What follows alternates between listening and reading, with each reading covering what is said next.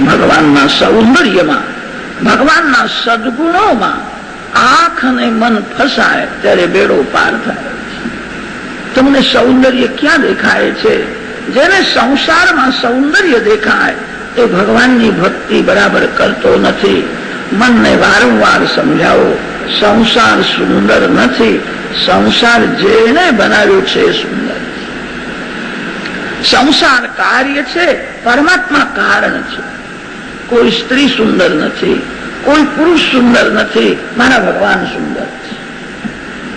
તમારા મનને વારંવાર સમજાવો.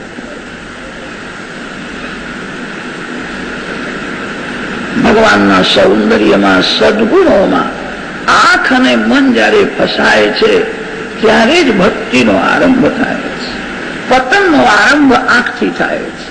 રાવણ બહુ ભણેલો હતો, રાવણની આંખ બગડી ગઈ, એનું મન બગડ્યું, એની વાણી બગડી, વર્તન બગડ્યું, એનું જીવન બગડ્યું. આજે હજારો વર્ષ થયા, કોઈએ પોતાનું નામ, પોતાના પુત્રનું નામ રાવણભાઈ રાખ્યું છે એવું સાંભળ્યું નથી.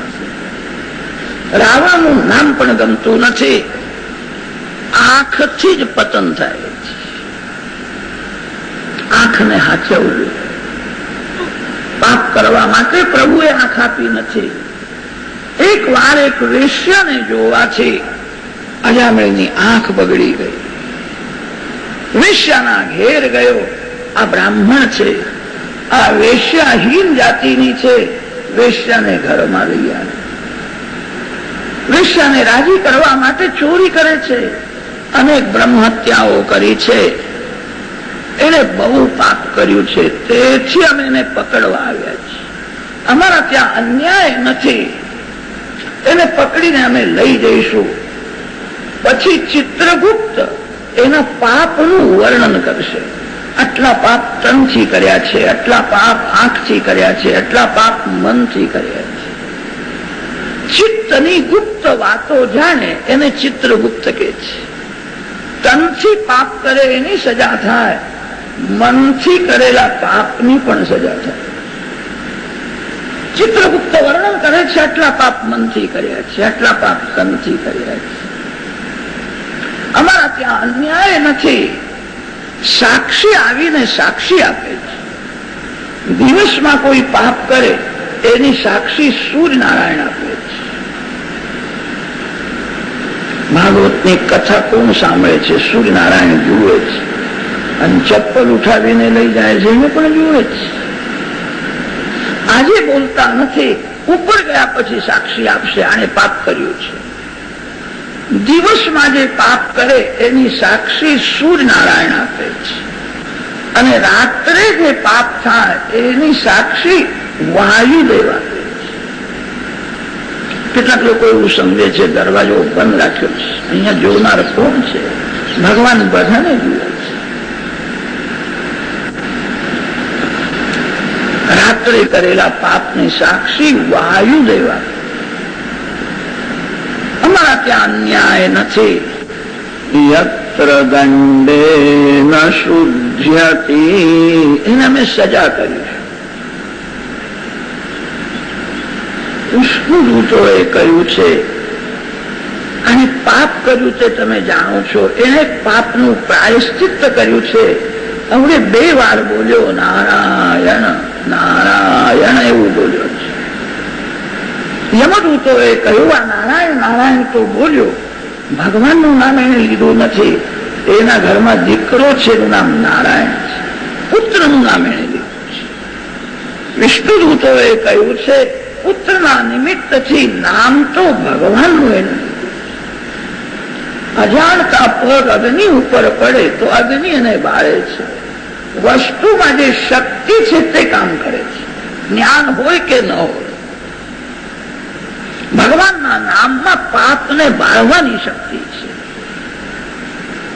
નહીં વસ્તુ શક્તિ જ્ઞાનમ અપેક્ષતે. નામ પરમાત્માનું એના મુખમાંથી નીકળ્યું છે. એના થોડા પાપ બળી ગયા છે. રસ્તામાં ઠોકર વાગે તો હાય ન કરો, હરિહરી. ઘરમાં કદાચ નુકસાન થાય, હરિયું બાળશો ને હરિહરી બોલો. કેટલીક માતાઓ એવી હોય છે ઘરમાં થોડું નુકસાન થાય તો એમને બહુ દુઃખ થાય છે. કામ કરતા હતા દૂધને ઉભરો આવ્યો, હા યાર ઉપરની મલાઈ બધી ગઈ. અરે મલાઈ ગઈ પણ તું તો ગઈ નહીં ને, જવા દે. હરિસ્મરણ કર, હાયા ન કર. જે બહુ હાયા કરે હૃદય બાળે અંતકાલમાં એને બહુ વેદના થાય છે. મનને શાંત રાખ, મનને શાંત રાખે મહાન પુણ્ય છે. પતિતા સ્ખલિતો ભગના સંદષ્ટસ્તપ્ત આહતા હરિરીતિ અવશેનાહ પુમાન્નારતિયાતના. પરમાત્માનું નામ એના મુખમાંથી નીકળ્યું છે, એના થોડા પાપ બળી ગયા છે. આ જીવ ઉપર એક સંતની કૃપા છે. છોડો એને સુધરશે. આજે અમે બધું જુએ છે. આ બે જણા મને મારવા માટે આવેલા. આજે હું મરવાનો હતો, હું નારાયણ નારાયણ બોલ્યો ત્યારે આ બે જણા મને છુડાવવા માટે આવ્યા. અતિ પાપીના જીવનમાં આવો કોઈ બનાવ બની જાય તો અતિ પાપી જલ્દી મહાન ભગવત ભક્ત બને. અજામિળનું જીવન હવે એકદમ સુધરે છે. એને કરેલા પાપના માટે પશ્ચાતાપ છે. પાપને સાધારણ માનવું નહીં, પાપના માટે પશ્ચાતાપ કરો. મેં આ ભૂલ કરી છે. માનસી પાપનું પ્રાયશ્ચિત પશ્ચાતાપ છે. અજામિળને બહુ દુઃખ થયું, બ્રાહ્મણ થઈને મેં આવું પાપ કર્યું છે. મારા ઉપર કોઈ સંતની કૃપા છે અને તેથી હું બચી ગયો. એક સંતે મને કહ્યું હતું તારું કલ્યાણ થશે. આજે તે દિવસ આવ્યો છે. અજામિળને કરેલા પાપના માટે પશ્ચાતાપ થયો. પ્રભુએ મને જીવન આપ્યું છે, આ મારું જીવન હવે ભગવાનના માટે છે. બધું છોડી દીધું. ગંગા કિનારે જીર્ણ શિવ મંદિરમાં રહેવા લાગ્યો. હવે બોલવાનું એને છોડી દીધું છે, બોલતો જ નથી. બોલવાનું તો શું, આંખ ઊંચી કરીને કોઈના સામું જોતો પણ મેં બહુ પાપ કર્યું છે. પ્રભુએ મને જીવન આપ્યું છે. હું મરવાનો હતો, પ્રભુએ મને આયુષ આપ્યું છે. ઓમ નમો નારાયણાય, ઓમ નમો નારાયણાય, ઓમ નમો નારાયણાય મહામંત્રનો સતત જપ કરે છે. અતિશય ભૂખ લાગે ત્યારે એકવાર સાદું ભોજન કરે.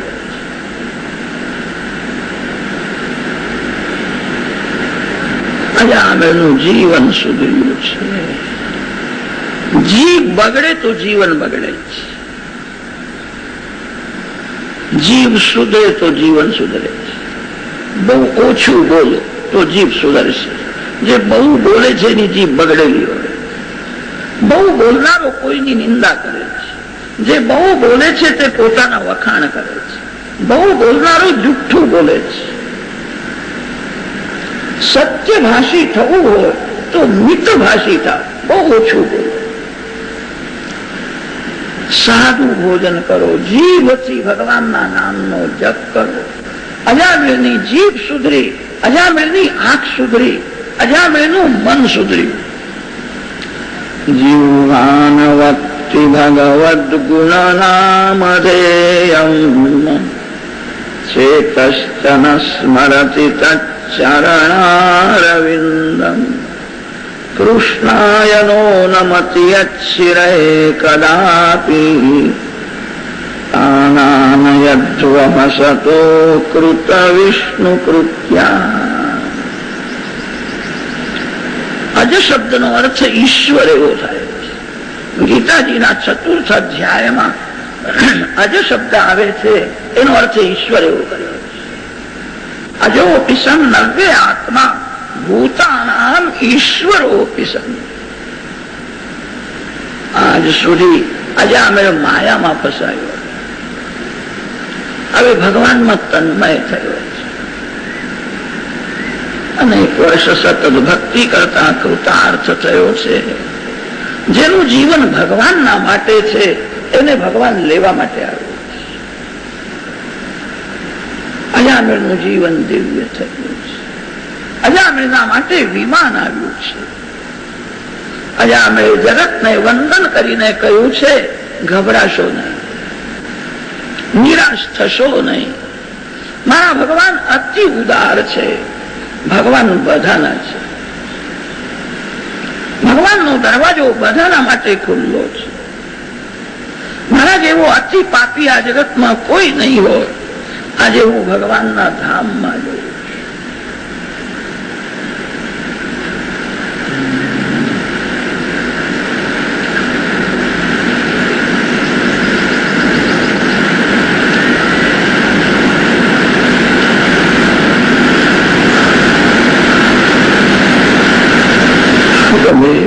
મહારાજ વર્ણન કરે છે.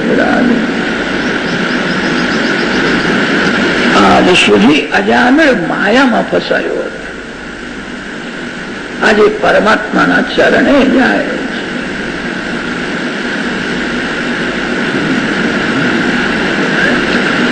અજામિળ કૃતાર્થ થયો છે. ભગવાનના નામમાં કેવી શક્તિ છે. પ્રેમથી ભગવાનના નામનો જપ કરવાથી એનું પાપ છૂટી ગયું. એની બુદ્ધિ શુદ્ધ થઈ. એના બુદ્ધિમાં જ્ઞાન પ્રગટ થયું. એને પરમાત્માનો અનુભવ થયો. અજામિળ કૃતાર્થ બને છે.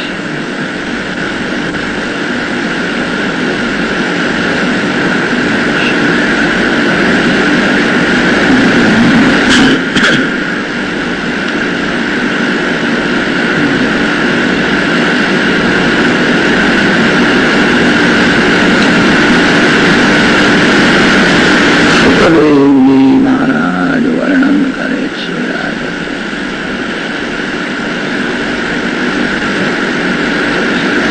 પછી તો જગતની ઉત્પત્તિ કેવી રીતે થાય છે તે કથા છે.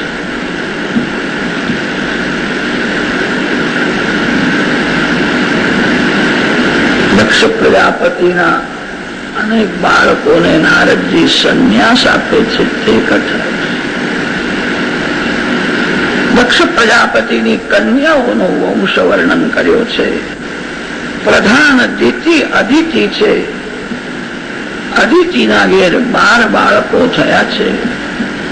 વિવસ્વાન, અર્યમા, પૂષા, ત્વષ્ટા, સવિતા, ભગધાતા, વિધાતા, મિત્ર, વરુણ, શક્ર અને ઉરુક્રમ એવા 12 બાળકો અદિતિના ઘેર છે.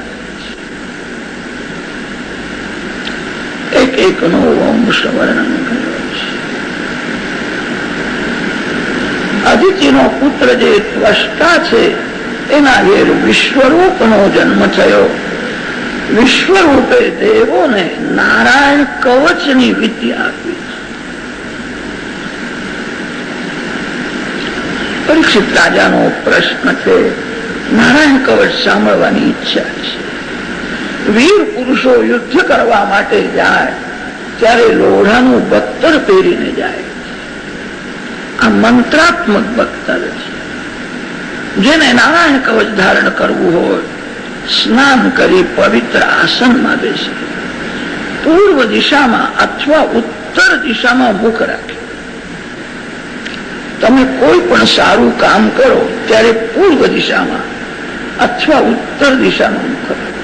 દક્ષિણ દિશા બહુ અપવિત્ર છે. દક્ષિણ દિશામાં નરક લોક છે. પશ્ચિમ દિશા બહુ પવિત્ર નથી અને અપવિત્ર નથી. સત્કર્મના માટે પૂર્વ અને ઉત્તર 2 દિશાઓ શ્રેષ્ઠ માની છે. શરીરના એક એક અંગમાં ભગવાનની સ્થાપના કરો. જે દેવ જેવો છે એના જ હાથની પૂજા દેવો લે છે. એક એક અંગમાં ભગવાનની સ્થાપના કરો. પછી નારાયણ કવચનો પાઠ કરો.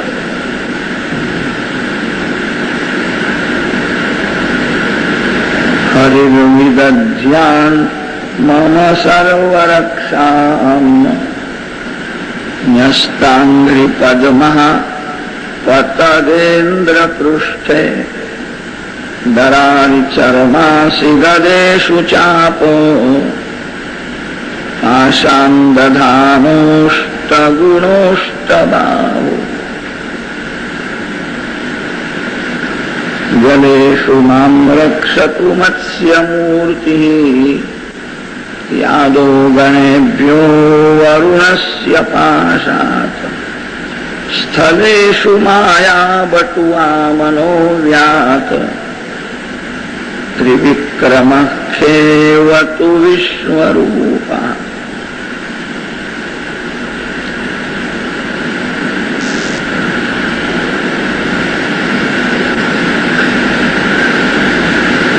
જયારે ભય લાગે ત્યારે આ નારાયણ કવચનો પાઠ બહુ પ્રેમથી પાઠ કરનાર ને એવો અનુભવ થાય છે ભગવાન મારી સાથે છે, હું એકલો નથી, મારો વાળ કોઈ વાંકો કરી શકે એમ નથી.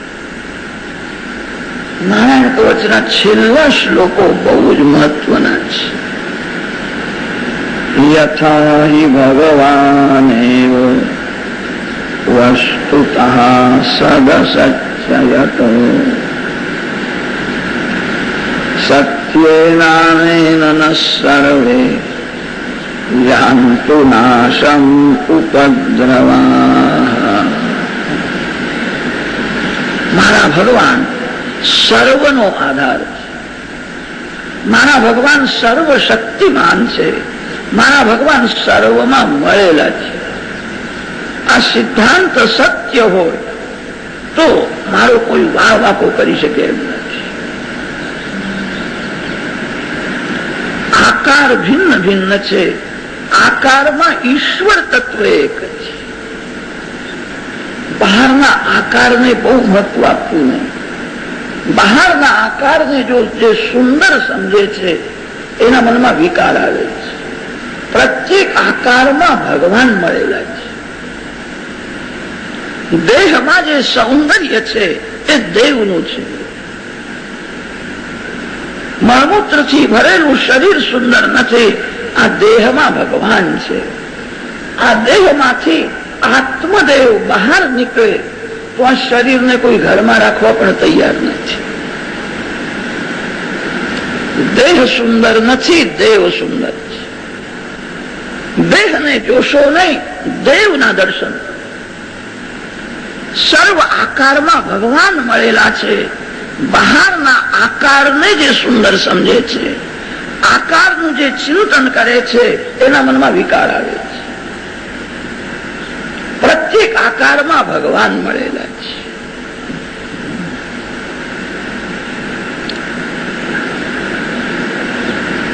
આ સિદ્ધાંત સત્ય છે, મારો કોઈ વાળ વાકો કરી શકે. મારા ભગવાન સર્વશક્તિમાન છે, મારા ભગવાન સર્વનો આધાર છે, મને કોઈ મારી શકે નહીં.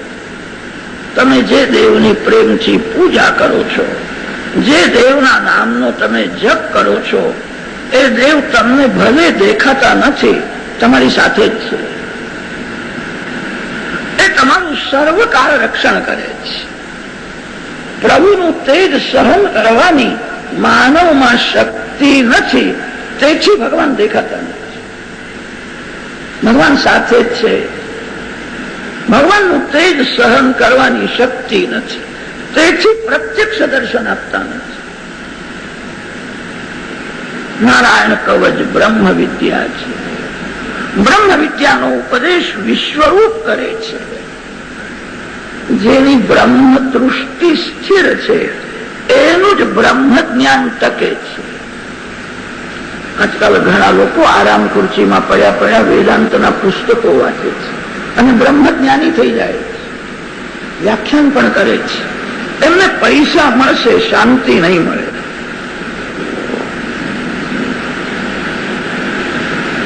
જેની બ્રહ્મ દૃષ્ટિ સ્થિર છે એનું જ બ્રહ્મ જ્ઞાન ટકે છે. બ્રહ્મ જ્ઞાની થવું બહુ કઠણ નથી, બ્રહ્મ દૃષ્ટિ સ્થિર રાખવી બહુ કઠણ.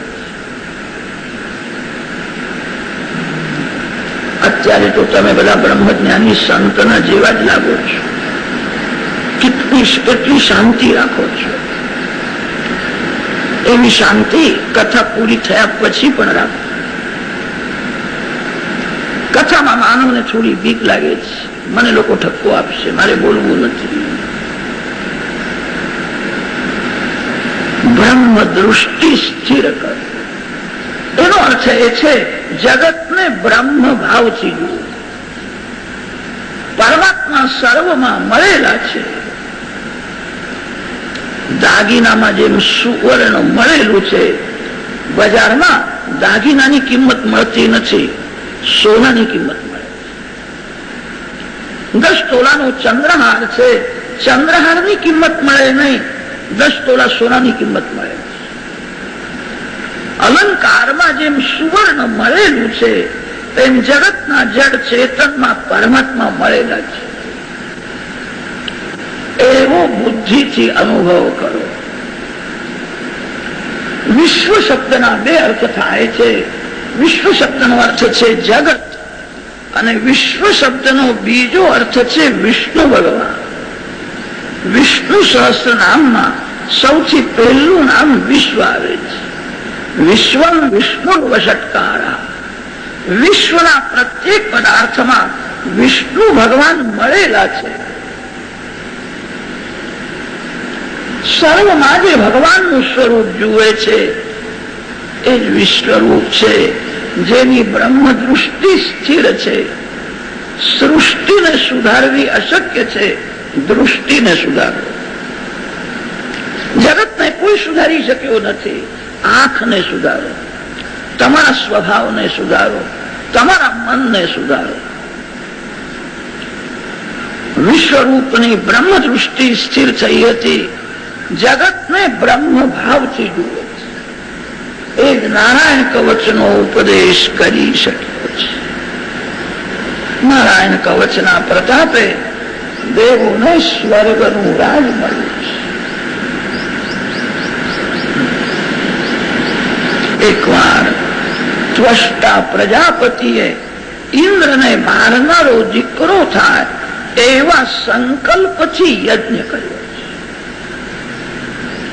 ભાગવતમાં સકામ કર્મની નિંદા છે. તમે કોઈ પણ કામ કરો ત્યારે પ્રભુને પ્રસન્ન કરવાની ભાવનાથી જ કરો. કોઈ માનવને ખુશ કરવાની ઈચ્છા ન રાખો. માનવ રાજી થાય છે અને નારાજ પણ થઈ જાય.